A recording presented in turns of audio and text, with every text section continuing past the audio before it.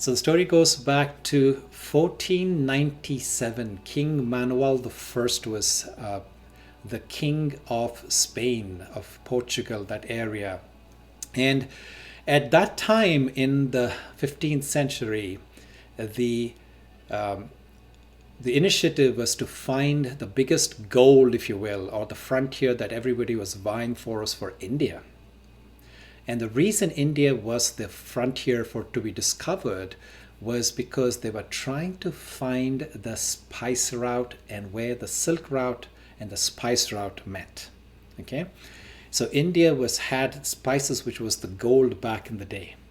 Okay, so all of these people, these shipping nations, England and Spain and Portugal and France, were trying to find different ways in which they can find the way through the Mediterranean, through the Atlantic, because you see they have this massive continent of Africa. And we didn't have the navigation tools. And you can imagine if people were just going off of constellations and star navigation and would have to wait for the night to be able to see any of these stars.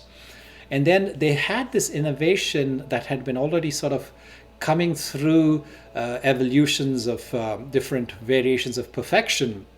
There was the advent of the compass, where somebody actually by chance used a metal to rub against a lodestone, and they noticed that the properties of the lodestone would transfer into this metal piece that somehow had this ability to align itself when it was allowed to. They used to stick that metal piece into straw, and when it was suspended, they saw that it was able to orient itself towards what is referred to as the magnetic north. And they saw that this aligned with itself with the North Star, and they said, wow, this is something that we could use regardless of whether we can see the stars at day or night.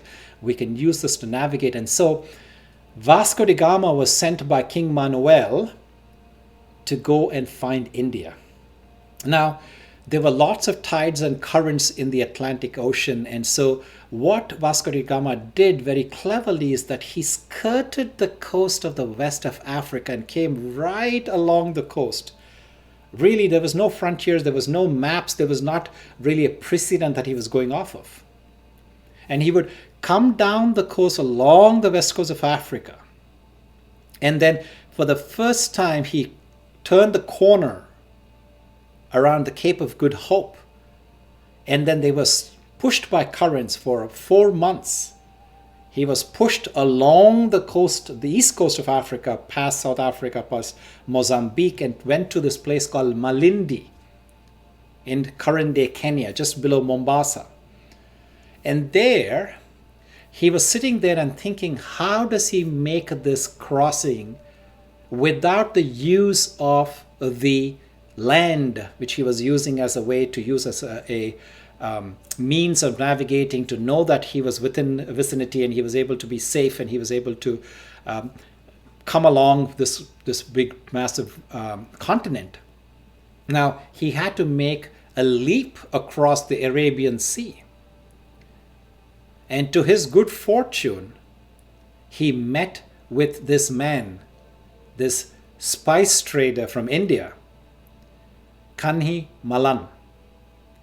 And when he met with Kanji Malam, he asked him whether he could use his ship as a vessel to guide him across this channel, across the Arabian Sea. And on the 22nd of April, 1498, with the leadership of Kanji Malam, Vasco da Gama made the traverse, made that sail, made that premier voyage across the Arabian Sea. And it was the first time at the port of Calicut, which is in the southern western side of India, a European had landed on the Indian frontier, on the Indian coast. And thus began the sea route for the spice trade as we know it. And Vasco da Gama is known as the one who found India, which is kind of a funny thing, because India had been trading for hundreds of years. We've been doing lots of trade on sea with China, with Arabia, and with Africa. If you think about it, there was the gold and the precious metals of and the precious stones like diamonds from the African continent. The Arabs were wanting to come in to buy things. They were traders. They were people in the middle between Europe and Asia, right? And then the Chinese, of course, with all of their beautiful ceramics and their fine silks, that was a wealth, that was a treasure in itself. And so India had been trading with these neighbors, if you think about it, in that area of the Indian subcontinent.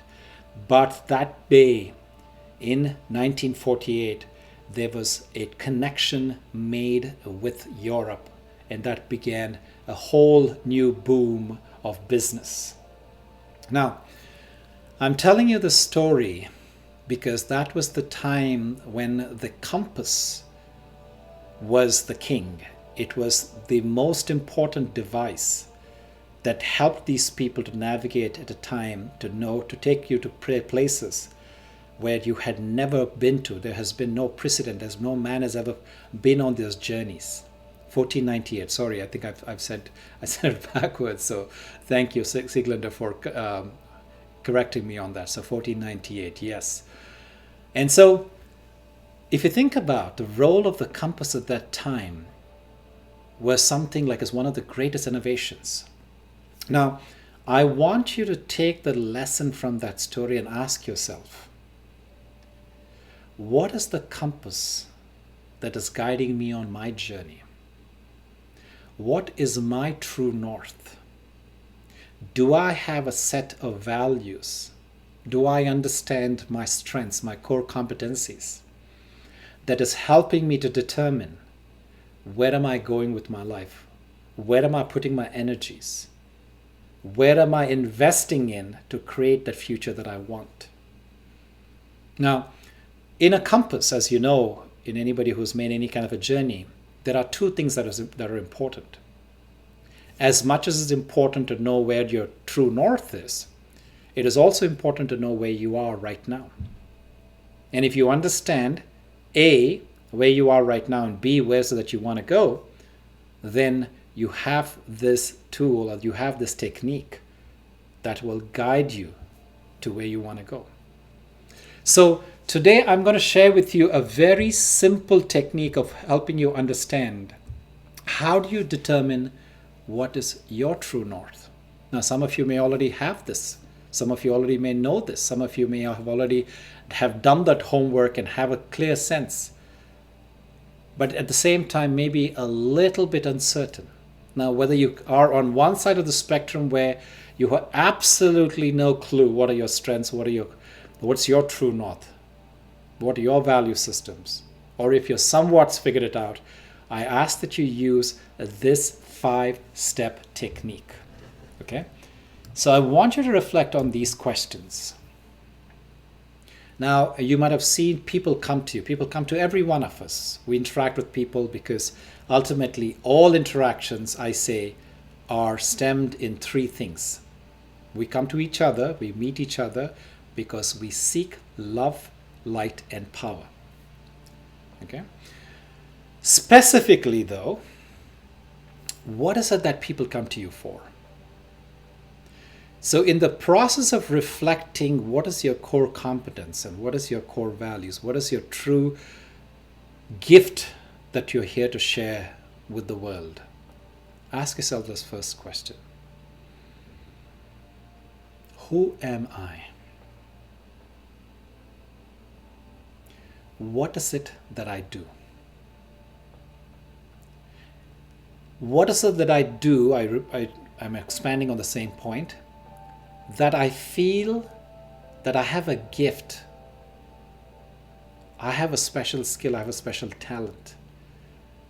I feel like I've understood this to the point where I can offer it to the world. So when I say, what is it that I do? What is it that I do that I truly feel I have something to teach another?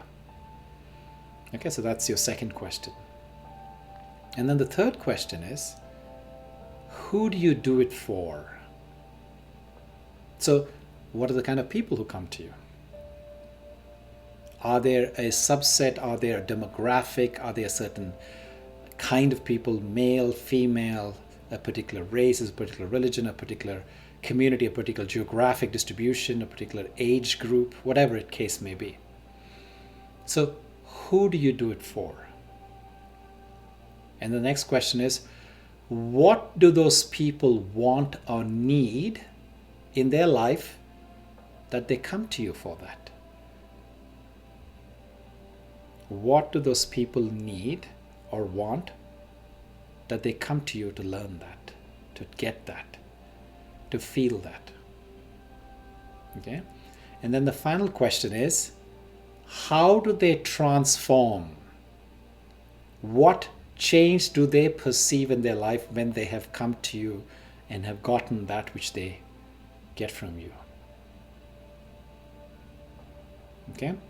I repeat those 5 questions again. Who am I? What is it that I do? Who do I do it for? What do those people who come to me want or need? And finally, what change or transformation happens as a result of them getting what they have come to me for?